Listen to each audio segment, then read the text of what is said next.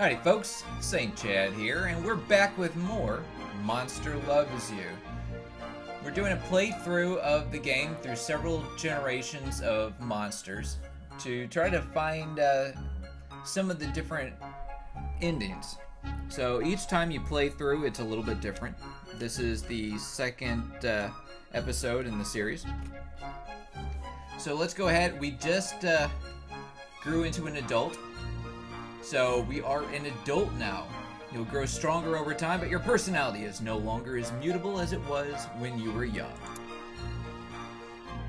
Okay, we can do several different things as adults. We can explore our politic. Alright, let's go ahead and start with politicking. We have a door. You hear a cry from a nearby hovel.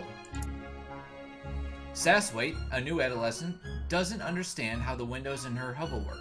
She's trapped, her paws under a heavy pain. Free her from the window. You walk over and take a look. This should be easy for a grown-up monster like you. Look the window. Alright, Sasswaite seems afraid of you, but these things happen. She thanks you for releasing her from the window. You notice that a small crowd is gathered. Alright, let's help. You tend to Sasswaite's bruise with a salve made from flowers and mushrooms. Soon she feels no pain at all. The crowd applauds your helpfulness. Okay, let's explore this time. Oh, what is this? You stalk the forest, hunting an elusive swift elk. Suddenly it emerges from the underbrush, lowering its antlers and pawing at the ground. It's going to charge. Tear it apart. The elk charges and you duck under it, slashing a hole in its chest. But instead of a heart, you find nothing. The elk turns, catches you with its antlers, and flings you into a tree. The elk bounds away. It's unkillable. There's nothing that's unkillable. After it, you keep chasing the elk until it pauses to drink from a stream. Then you spring at it without fear and tear it limb from limb, head from body, antler from skull. Oh, wow. Its pieces are still twitching as you devour them. You are filled with a strange heat, but it soon fades. Other monsters comment on the new swagger in your step as you return to Omen. Alright, that was cool.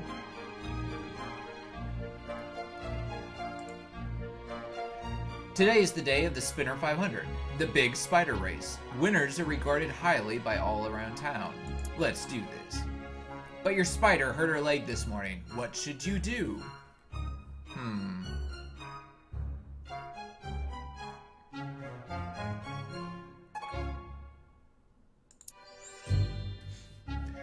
With a tear and a smile, you and your spider watch from the stands. The spider sucks the butter out of a piece of popcorn and gives you 4 tiny thumbs up at once. She rubs her healing leg and says, "Next year's the year if a bird doesn't eat me."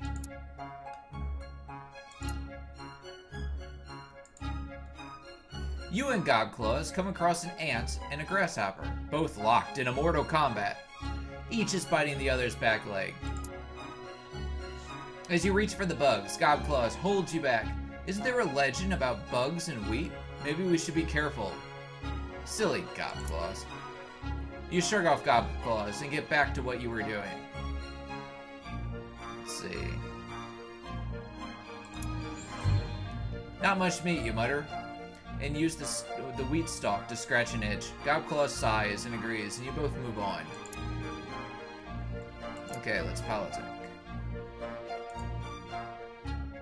Balfog and Gritman are arguing in the street over a cat. They both want kitty croquettes for lunch. Balfog says he caught the cat, but Gritman says it was in his larder before it got out. Both monsters turn to you as a neutral party to decide. Let's see. Later, Balfog offers you and Gritman the whisker drippings by way of thanks to you and an apology to Gritman. Alright. You take the lead on a hunt in the whale mist, but you become separated from the group. Suddenly, you catch sight of something. There! Within that thicket, rumor has it that an especially large, clever snake tricked Nash Nash, biting her and made her sick for days. and it's right there, waiting, watching. You slowly creep up on it, sharpening your claws. Suddenly, you stop. A print in the dirt is clearly from Nash Nash's foot, and that's definitely dried monster blood around it.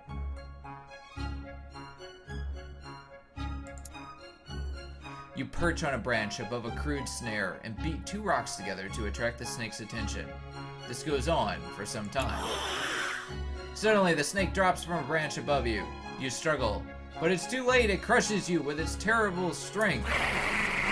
The next thing you know, Nash Nash has pounced on the snake. She grabs its head and holds its mouth shut, keeping its fangs trapped. Oh no. My respect went down. Nash Nash bites the snake's head off and swallows it. You gasp as the coils loosen. Nash Nash is carried through Omen by a group of cheery monsters, while you are left to recover on your own.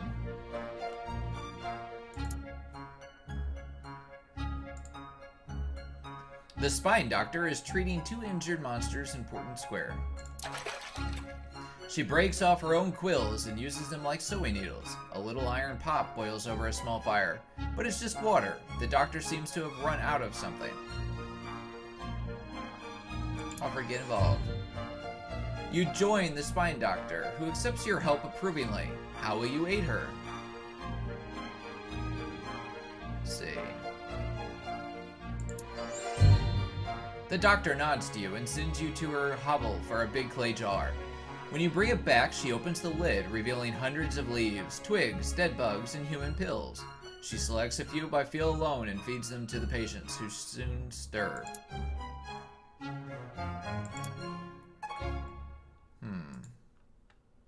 You find a red hood and a basket in the middle of the forest path. A human house is nearby. Funny, you never noticed it before. There's a white picket fence out front.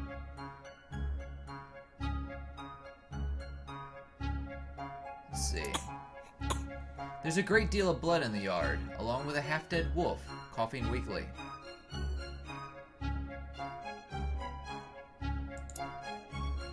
Woodcutters, friend, you can't trust them. Between their axes, even worse than knives. Or beware their axes. The wolf finishes dying. You haul the strangely heavy carcass back home. An elder points out a sewn-up gash down the wolf's belly and says it was good work.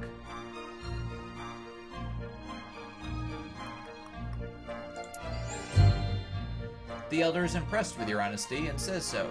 You open the gash and find stones inside the wolf. How odd.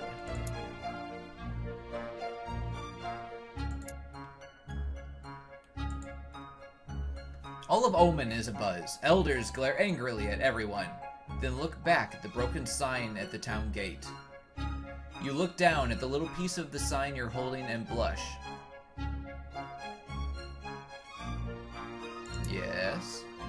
Bliss Tree spots the bit of sign that you're holding. Hey, don't tell anyone you broke it. It'll get fixed. This will all blow over. It's just an ill wind that blows nobody any good. Bygones will be bygones. Bliss Tree is often accused of thinking she knows everything. This includes human cliches. All of them. Bliss Tree says, I can take care of this. Look, I took a bit of the sign too. I can slip some into Varrock's hair when he isn't looking. Nobody ever believes him, since he's always lying and stealing things. Oh, my honesty went up, but my respect went down. All of the gathered elders scowl at you. They take turns chewing you out, which for monsters is a more literal expression than you might expect. Ragged and bloody, you creep back to your hovel to heal. You take solace in the fact that your honor is intact. You messed up, but you told the truth, and everyone will remember that.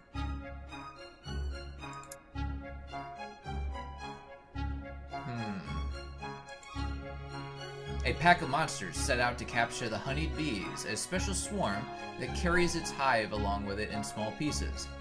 The sweet odor of rich honey is everywhere along the forest trails.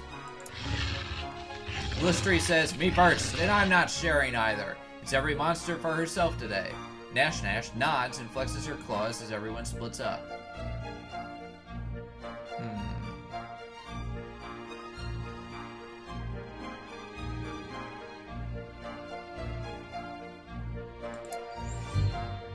You take a nap. In the shadow of a thicket of trees, awakened by the approach of buzzing wings, you jump into the swarm and escape with a delicious honeycomb.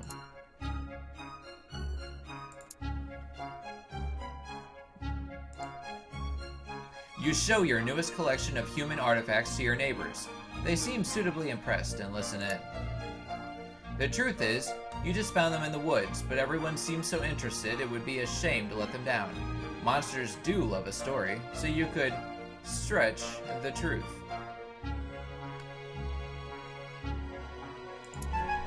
Aw. You tell how a talking fox, those nuisances are everywhere lately, tried to beat you in a riddle contest with the artifacts as the prize. I won the contest by biting his head off. Everyone seems to believe you. They nod in admiration.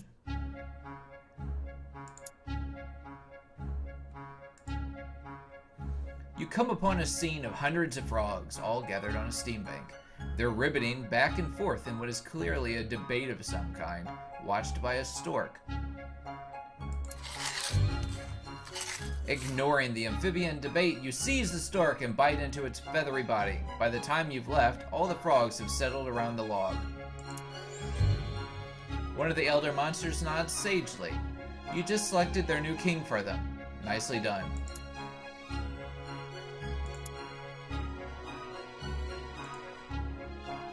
Blistery comes to you, flapping her winglets and clenching her claws. Mupsy Moral is looking for me. I overslept. I missed the hairy hare hunt. Okay. Blistery suddenly leaps to the top of a garbage can, spreads her winglets, and glides away. Just then, Mupsy Moral rolls into Portent Square, Pin and Pad grasping her thin claws. Did you see Blistery come through here? I want to make sure everyone knows the truth. No comment. Mupsy bought it. Blistery's overjoyed. Alright, my last thing. You're bringing home a human coat you found hanging on a tree when you see a cat waving at you. The cat is standing on his hind legs, wearing human boots, and indeed is covered in human clothing artifacts. Save me, he cries, pointing to a wolf who has it cornered. Get the wolf! Another talking animal? Let's see. Who knew talking cats had flick knives? This one does, at least. It jabs you like a human would, then flees as you howl in pain. And it took your new coat. Cats!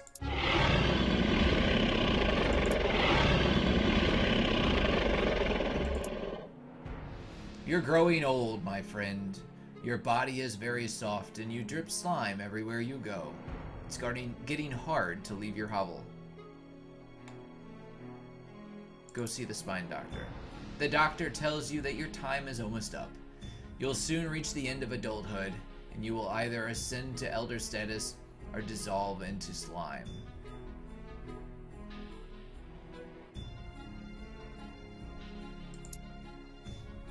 Those who manage to ascend become elders and live on to steer the fate of monster kind.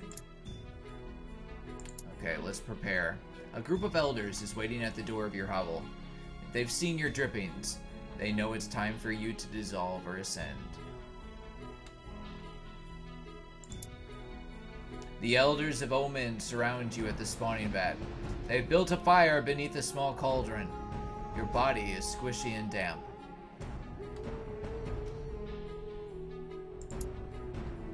A masked elder comes forward. She says it's time to decide. All the elders growl and snarl. The masked elder claws herself. 3 drops of liquid spatter against the hot bottom of the empty cauldron. Thick vapor rises into the air. The masked elder asks, who has already decided the fate of this monster? A few of the elders approach the cauldron to add fluid to the collection. The liquid begins to bubble. The masked elder has placed 5 flat stones on the ground before you. She says, choose one. Chance will guide your claw. As you reach for the stones, Someone shrieks in the distance. All eyes turn in that direction. You realize you can peek under the stones if you're quick.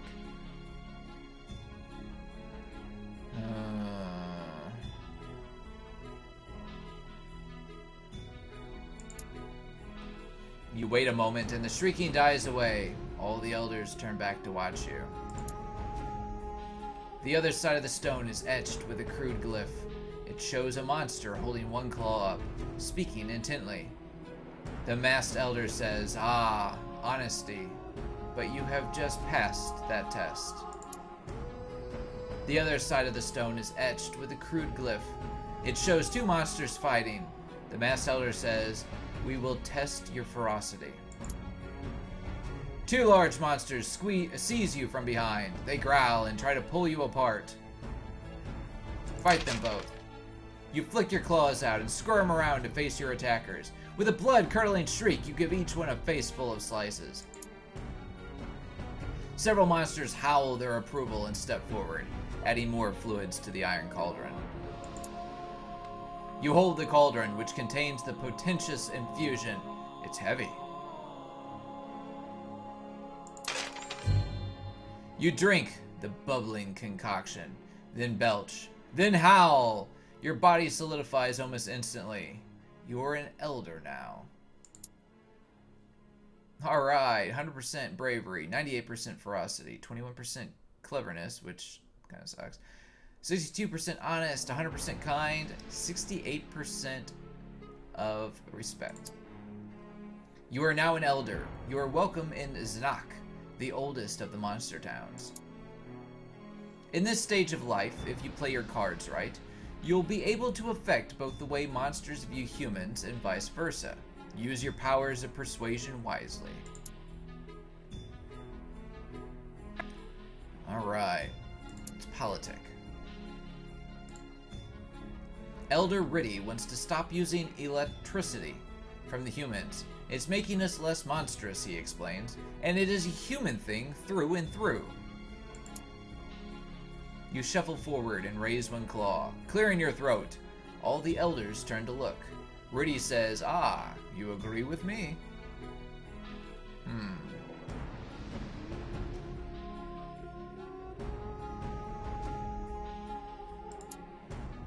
You explain your point of view. Some of the younger elders start talking about doing more with electricity than just keeping things cold or well lit. You describe some of the things you've seen. Boxes with moving pictures, ways to send messages by clicking one finger on a board. The other elders believe you. They're fascinated. The group agrees to look into new ways to use electricity for the benefit of monster civilization. Riddy hisses and stalks away. Okay, so apparently this is how well humans think of monsters. And okay. And then this is how monsters view humans. Okay, let's journey to Carmen and see what that does. Actually, we won't. We've reached the end. So if you enjoyed this video, please give us a like, comment, share, subscribe, and we will see you next time for more Monster Loves You as we continue the journey in elderhood.